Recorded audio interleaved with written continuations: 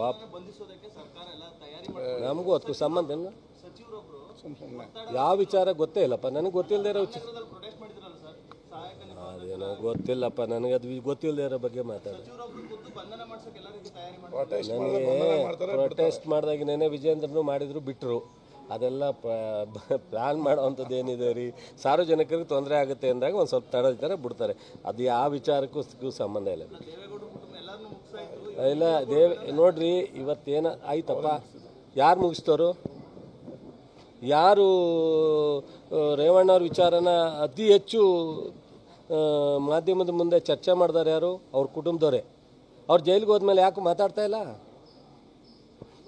ಆಶ್ಚರ್ಯ ಇದೆ. ಇದರಲ್ಲಿ ಭಾಳ ಅರ್ಥ ಮಾಡ್ಕೊಳ್ಳೋದಿದೆ. ಗೊತ್ತಿಲ್ಲ ನನಗೆ ಇದು ಯಾರ್ದು ಪ್ಲ್ಯಾನು, ಏನು ಇದರಲ್ಲಿ ಏನು ಅಂತ. ನಮಗೂ ಅದ್ರ ಬಗ್ಗೆ ಏನು ಸಮಾಧಾನ ತರುವಂಥದ್ದಲ್ಲ. ನಾನು ಯಾವತ್ತೂ ಇಂಥವೆಲ್ಲ ನಾನು ಒಪ್ಕೊಳ್ಳೋದೆ. ಗೊತ್ತಿಲ್ಲಪ್ಪ, ನನಗೂ ಸತ್ಯ ಗೊತ್ತಿಲ್ಲ. ಗೊತ್ತಿಲ್ಲದೆ ಇದ್ದರೆ ಹೆಂಗೆ ಹೇಳಿ ನಾನು? ಈಗ ಅವ್ರ ಕುಟುಂಬದ ಇದ್ರ ಬಗ್ಗೆ ನಾನು ಮೊದಲೇ ಹೇಳಿದ್ದೆ, ನನಗೂ ಇದಿದೆ. ಬಟ್ ಇದೆಲ್ಲ ಪರಿಸ್ಥಿತಿಗಳು, ನಾವು ತಪ್ಪು ಮಾಡಲಿ, ಇನ್ನೊಬ್ಬ ತಪ್ಪು ಮಾಡಲಿ, ಕಾನೂನು ಏನೂ ಮಾಡ್ಲಿಕ್ಕಾಗಲ್ಲ. ನೆಲದ ಕಾನೂನಂತೆ ಹೋಗ್ಬೇಕಾಗುತ್ತೆ.